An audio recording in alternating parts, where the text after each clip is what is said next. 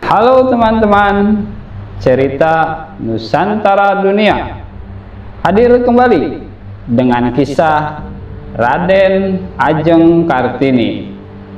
Sebelum teman-teman menyaksikan dan mendengarkan video ini, jangan lupa untuk subscribe, like, komen, share, serta nyalakan notifikasinya. Tonton video ini sampai habis dan jangan di skip. Mari kita mulai ceritanya. Raden Ajeng Kartini. Raden Ayu Adipati Kartini Jojo Adiningrat, atau yang sering disebut dengan gelarnya sebelum menikah, yaitu Raden Ajeng Kartini, adalah seorang tokoh Jawa dan pahlawan nasional Indonesia. Kartini adalah seorang pejuang kemerdekaan dan kedudukan kaumnya. Pada saat itu yang terutama adalah wanita Jawa. Ia mempunyai tanggal lahir yang sama dengan Dr. Rajiman Wedyo Diningrat, yakni sama-sama bertanggal lahir 21 April 1879. Ia dilahirkan dalam keluarga bangsawan Jawa Hindia Belanda, sekarang Indonesia. Setelah bersekolah di sekolah dasar berbahasa Belanda, ia ingin melanjutkan pendidikan yang lebih tinggi. Akan tetapi perempuan Jawa saat itu dilarang mengenyam pendidikan yang lebih tinggi lagi. Ia bertemu dengan berbagai pejabat dan orang berpengaruh, termasuk J.H. Abendanon yang bertugas melaksanakan kebijakan etnis Belanda. Setelah kematiannya, saudara perempuannya melanjutkan pembelaannya untuk mendidik anak perempuan. Surat-surat Kartini diterbitkan di sebuah majalah Belanda dan akhirnya pada tahun 1911 menjadi karya. Habis gelap, terbitlah terang. Kehidupan perempuan di desa dan surat-surat Putri Jawa. Ulang tahunnya sekarang dirayakan di Indonesia sebagai Hari Kartini untuk menghormatinya, serta beberapa sekolah dinamai menurut namanya dan sebuah yayasan didirikan atas namanya untuk membiayai pendidikan anak-anak perempuan di Indonesia.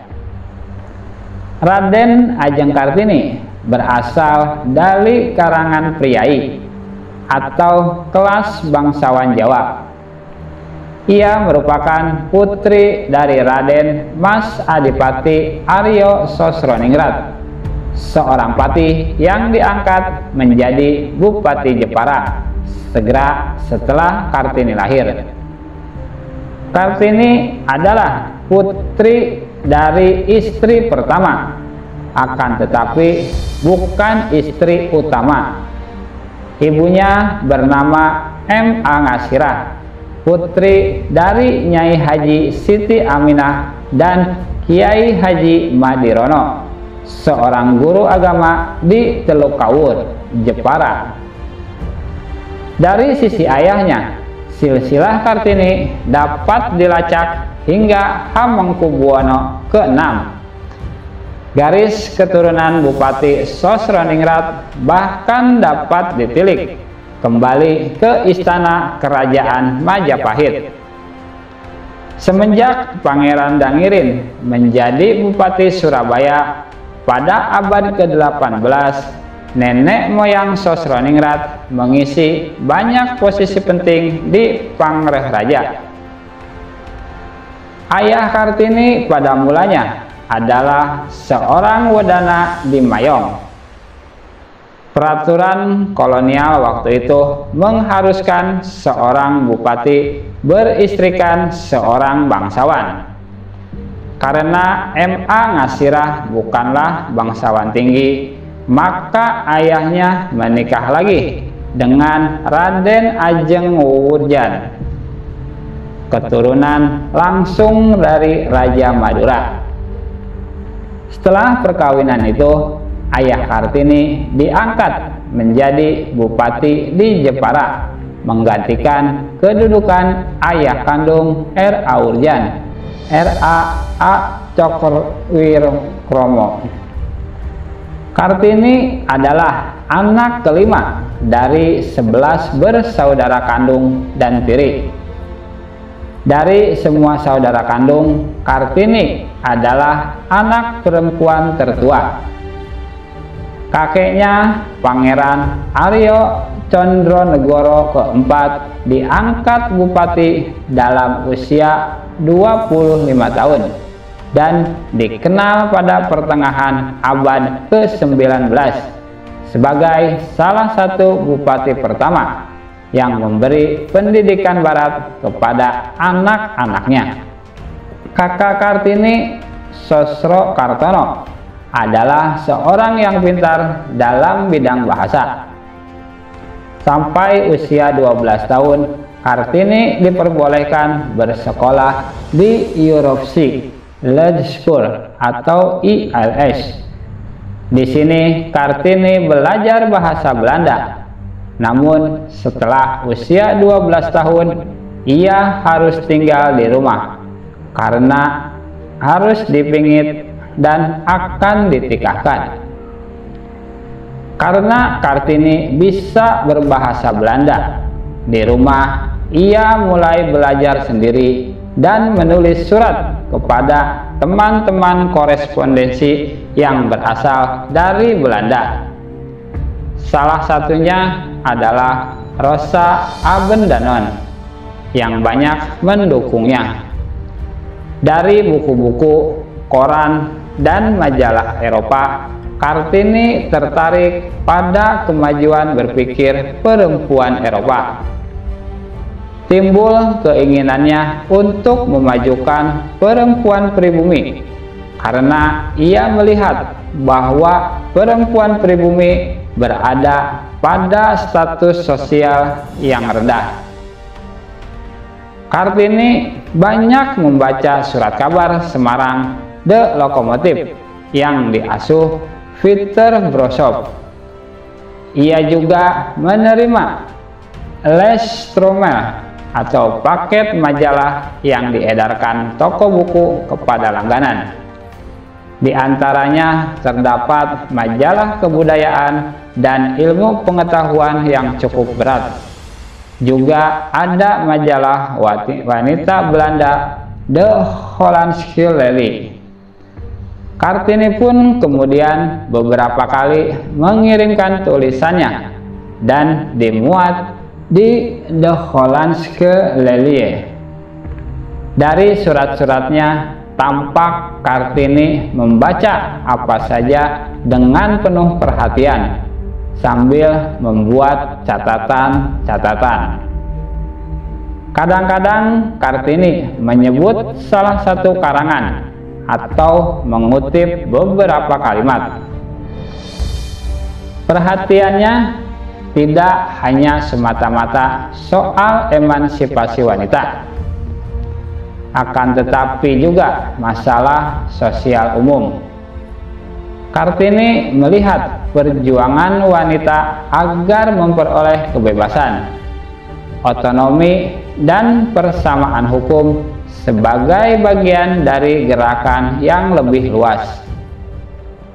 Di antara buku yang dibaca Kartini sebelum berumur 20 tahun terdapat judul Max Havelaar dan Surat-surat Cinta karya Multatuli yang pada November 1901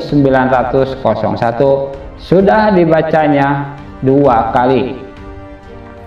Selain itu, Kartini juga membaca The Stillcraft atau Kekuatan Gaib karya Louis Couperus, dan karya Van Eden yang bermutu tinggi, karya Augusta DeWitt yang sedang-sedang saja, roman feminis karya Nyonya Gekup de Jong van Beek, dan sebuah roman anti perang karangan Bertha van Suttner, Die Waffenlieder.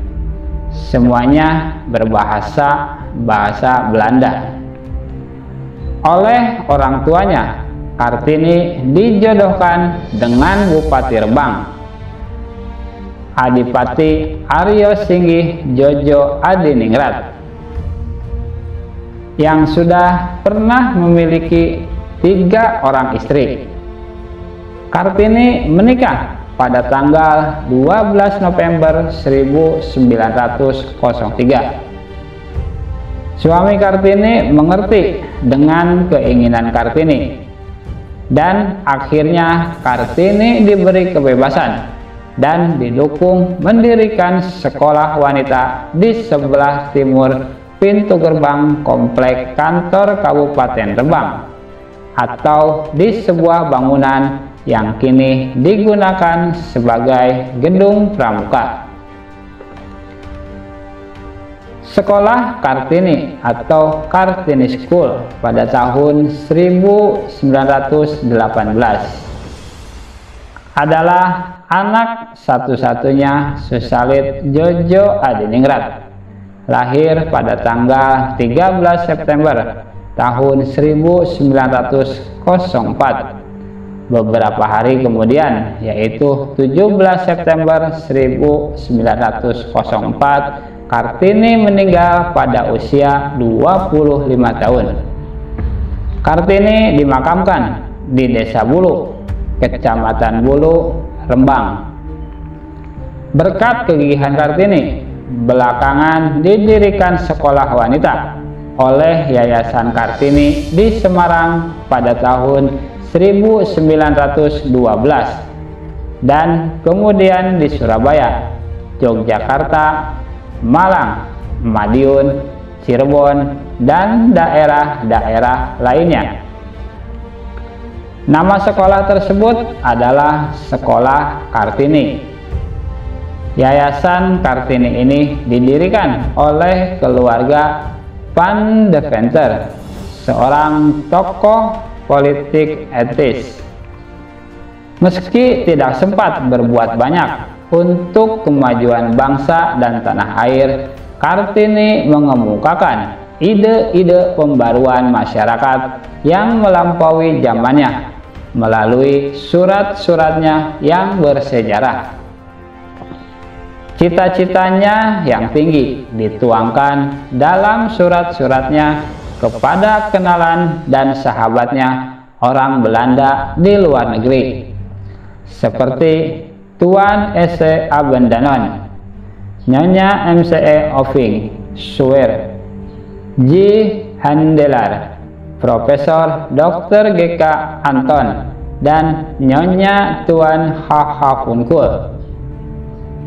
Surat-surat Kartini diterbitkan di negeri Belanda pada tahun 1911 oleh Mr. J.H. Abendanon dengan judul Der Duisternis tot Linz, yang diterjemahkan ke bahasa Indonesia oleh sastrawan pujangga baru Armin Pane pada tahun 1922 dengan judul Habis Gelap Terbitlah Terang. Setelah Kartini wafat, Jacques Abendanon mengumpulkan dan membukukan surat-surat yang pernah dikirimkan Raden Ajeng Kartini pada teman-temannya di Eropa. Abendanon saat itu menjabat sebagai Menteri Kebudayaan, Agama, dan Kerajinan Hindia Belanda. Buku itu diberi judul Der Duisternis tot Linz, yang artinya harfiahnya dari kegelapan menuju cahaya. Buku kumpulan surat Kartini diterbitkan pada tahun 1911. Buku ini dicetak sebanyak 5 kali, dan pada cetakan terakhir terdapat tambahan surat Kartini. Pada tahun 1922, Balai Pustaka menerbitkannya dalam bahasa Melayu dengan judul yang diterjemahkan menjadi Habis Gelap Terbitlah Terang, Buah Pikiran, yang merupakan terjemahan oleh 4 saudara. Kemudian pada tahun 1938 keluarlah Habis Gelap Terbitlah Terang versi Armin Pane, seorang sastrawan pujangga baru. Armin membagi buku menjadi 5 bab pembahasan untuk menunjukkan perubahan cara berpikir Kartini sepanjang waktu korespondensinya.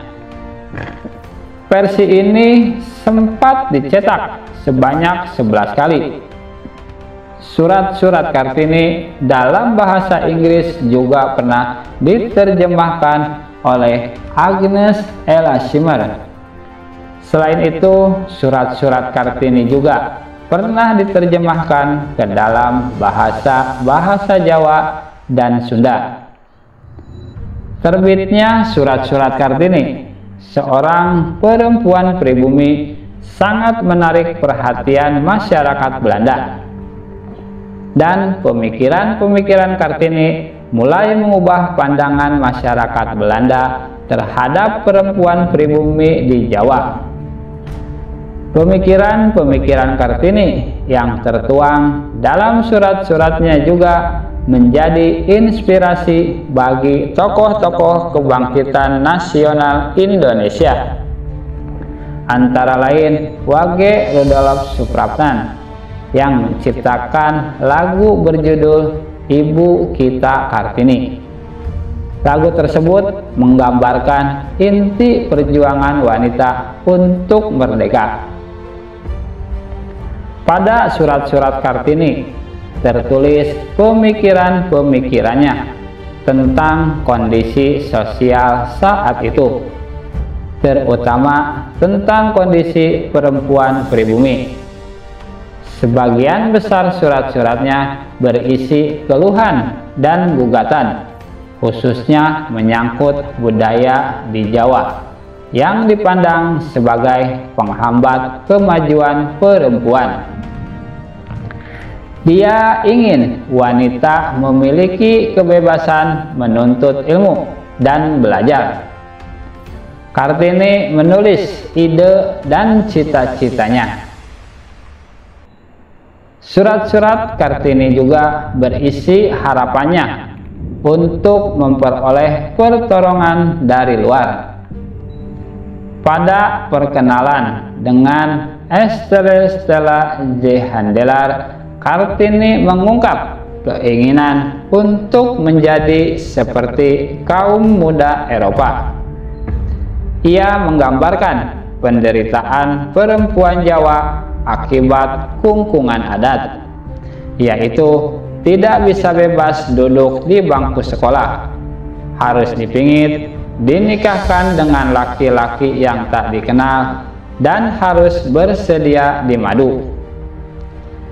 Surat-surat Kartini banyak mengungkap tentang kendala-kendala yang harus dihadapi ketika bercita-cita menjadi perempuan Jawa yang lebih maju. Meski memiliki seorang ayah yang tergolong maju karena telah menyekolahkan anak-anak perempuannya meski hanya sampai umur 12 tahun, tetap saja pintu untuk ke arah ke sana tertutup. Kartini sangat mencintai sang ayah, namun ternyata cinta kasih terhadap sang ayah tersebut juga pada akhirnya menjadi kendala besar dalam mewujudkan cita-citanya. Sang ayah dalam surat juga diungkapkan begitu mengasihi Kartini. Ia disebutkan akhirnya mengizinkan Kartini untuk belajar menjadi guru di Betawi, meski sebelumnya tak mengizinkan Kartini untuk melanjutkan studi ke Belanda ataupun untuk masuk sekolah kedokteran di Betawi. Keinginan Kartini untuk melanjutkan studi, terutama ke Eropa, memang terungkap dalam surat-suratnya. Beberapa sahabat penanya mendukung dan berupaya mewujudkan keinginan Kartini tersebut. Ketika akhirnya Kartini membatalkan keinginan yang hampir terwujud tersebut, terungkap adanya kekecewaan dari sahabat-sahabat penanya.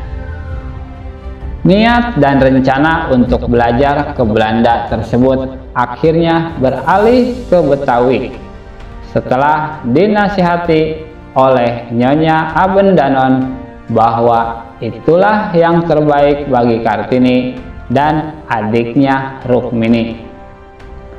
Pada pertengahan tahun 1903, saat berusia sekitar 24 tahun, niat untuk melanjutkan studi menjadi guru di Betawi pun pupus.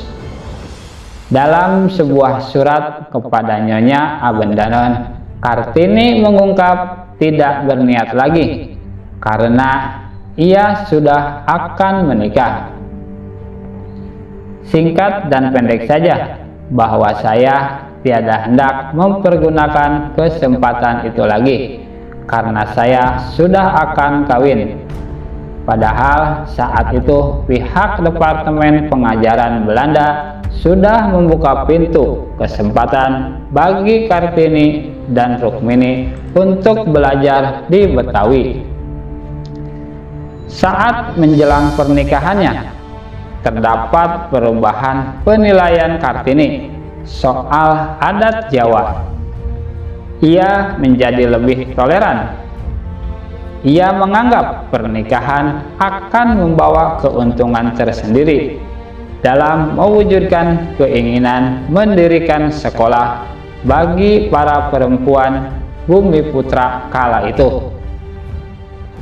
Dalam surat-suratnya, Kartini menyebutkan bahwa sang suami tidak hanya mendukung keinginannya untuk mengembangkan ukiran Jepara dan sekolah bagi perempuan Bumiputra saja, akan tetapi juga disebutkan agar Kartini dapat menulis sebuah buku.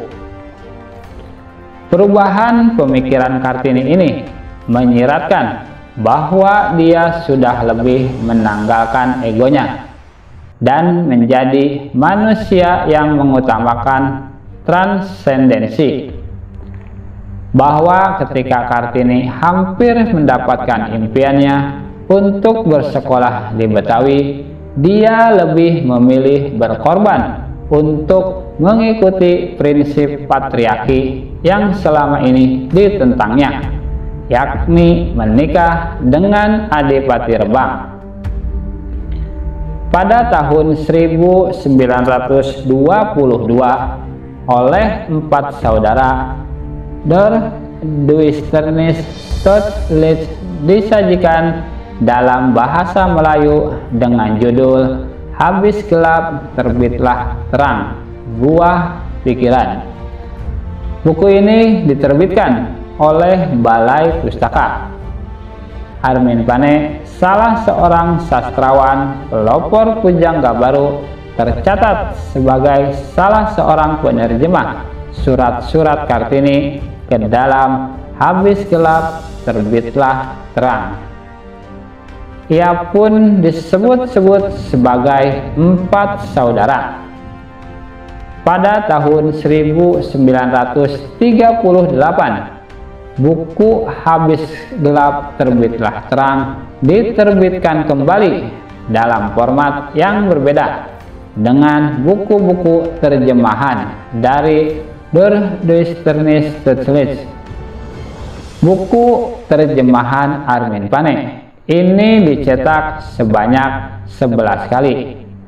Selain itu, surat-surat Kartini juga pernah diterjemahkan ke dalam bahasa Jawa dan bahasa Sunda. Armin Pane menyajikan surat-surat Kartini dalam format berbeda dengan buku-buku sebelumnya. Ia membagikan kumpulan surat-surat tersebut ke dalam 5 bab pembahasan. Pembagian tersebut ia lakukan untuk menunjukkan adanya tahapan atau perubahan sikap dan pemikiran Kartini selama berkorespondensi. Pada buku versi baru tersebut, Armin Pane juga menciutkan jumlah surat Kartini. Hanya terdapat 87 surat Kartini dalam Habis Gelap Terbitlah Terang. Penyebab tidak dimuatkannya keseluruhan surat yang ada dalam buku Acuan Doroduis Ternis Toclin adalah terdapat kemiripan pada beberapa surat. Alasan lain adalah untuk menjaga jalan cerita agar menjadi seperti roman. Menurut Armin Pane, surat-surat Kartini dapat dibaca sebagai sebuah roman kehidupan perempuan. Ini pula yang menjadi salah satu penjelasan mengapa surat-surat tersebut ia bagi ke dalam 5 bab pembahasan. Surat-surat Kartini atau renungan tentang dan untuk bangsanya. Surat-surat Kartini juga diterjemahkan oleh Sulastin Sutrisno. Pada mulanya Sulastin menerjemahkan Doroduis Ternis Toclin di Universitas Leiden di Belanda saat ia melanjutkan studi di bidang sastra tahun 1972. Salah seorang dosen pembimbing di Leiden meminta Sulastin untuk menerjemahkan buku kumpulan surat Kartini tersebut. Tujuan sang dosen adalah agar Sulastin bisa menguasai bahasa Belanda dengan cukup sempurna. Kemudian pada tahun 1979, sebuah buku berisi terjemahan Sulastin Sutrisno versi lengkap Doroduis Ternis Toclin pun terbit. Buku kumpulan surat versi Sulastin Sutrisno terbit dengan judul Surat-surat Kartini, Renungan tentang dan untuk bangsanya. Menurut Sulastin, judul terjemahan seharusnya menurut bahasa Belanda adalah Surat-surat Kartini, Renungan tentang dan untuk bangsa Jawa. Sulastin menilai meski tertulis Jawa, yang didamba sesungguhnya oleh Kartini adalah kemajuan seluruh bangsa Indonesia. Buku terjemahan Sulastin malah ingin menyajikan lengkap surat-surat Kartini yang ada pada Doroduis Ternis Toclin. Selain diterbitkan dalam surat-surat Kartini, renungan tentang dan untuk bangsanya, terjemahan Sulastin Sutrisno juga dipakai dalam buku Kartini, Surat-surat kepada Nyonya R.M. Abendanon, Mandiri, dan suaminya. Buku lain yang berisi terjemahan surat-surat Kartini adalah Letters from Kartini, An Indonesian Feminist 1900 sampai 1904. Penerjemahnya adalah Jos Kote. Ia tidak hanya menerjemahkan surat-surat yang ada dalam Der Duisternis Plötzlich versi Abendanon. Josh Scott juga menerjemahkan seluruh surat asli Kartini pada Nyonya Abendanon Mandiri, hasil temuan terakhir. Pada buku terjemahan Josh Scott bisa ditemukan surat-surat yang tergolong sensitif dan tidak ada dalam Der Duisternis Plötzlich versi Abendanon. Menurut Josh Scott, seluruh pergulatan Kartini dan penghalangan pada dirinya sudah saatnya untuk diungkap. Buku Letters from Kartini, an Indonesian Feminist 1900 sampai 1904 memuat 108 surat-surat Kartini kepada Nyonya Rosa Manuela Abendanon Mandiri dan suaminya J.H. Abendanon, termasuk di dalamnya 46 surat yang dibuat Rukmini, Kardina, Kartina, dan Sumantri. Selain berupa kumpulan surat yang lebih memusatkan pada pemikiran Kartini juga diterbitkan. Salah satunya adalah Panggil Aku Kartini Saja, karya Pramudia Ananta Toer. Buku Panggil Aku Kartini Saja terlihat merupakan hasil dari pengumpulan data dari berbagai sumber oleh Pramudia.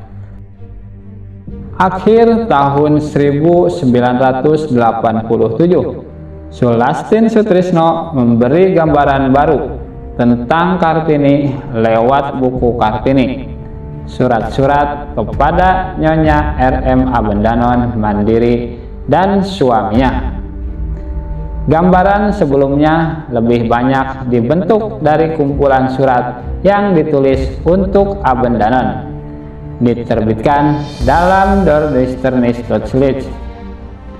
Kartini dihadirkan sebagai pejuang emansipasi yang sangat maju dalam cara berpikir dibandingkan perempuan-perempuan Jawa pada masa tersebut. Dalam surat tanggal 27 Oktober tahun 1902 dikutip bahwa Kartini menulis pada Nyonya Abendanon bahwa dia telah memulai pantangan makan daging. Bahkan sejak beberapa tahun sebelumnya, surat tersebut yang menunjukkan bahwa Kartini adalah seorang vegetarian. Dalam kumpulan itu, surat-surat Kartini selalu dipotong bagian awal dan bagian akhir. Padahal bagian itu menunjukkan kemesraan Kartini kepada Abendanon. Banyak hal lain yang dimunculkan kembali oleh Sulastin Sutrisno. Aku Mau, Feminisme dan Nasionalisme, surat-surat Kartini kepada Stella J. Handelar tahun 1899 sampai tahun 1903. Sebuah buku kumpulan surat pada Stella J. Handelar periode 1899 sampai 1903 diterbitkan untuk memperingati 100 tahun wafatnya. Isinya memperlihatkan wajah lain Kartini. Koleksi surat Kartini itu dikumpulkan Dr. Josh Scott, diterjemahkan dengan judul Aku Mau, Feminisme dan Nasionalisme. Surat-surat Kartini kepada Stella J. Handelar tahun 1899 sampai 1903. Aku Mau adalah moto Kartini. Sepenggal ungkapan itu mewakili sosok yang selama ini tak pernah dilihat dan dijadikan bahan perbincangan.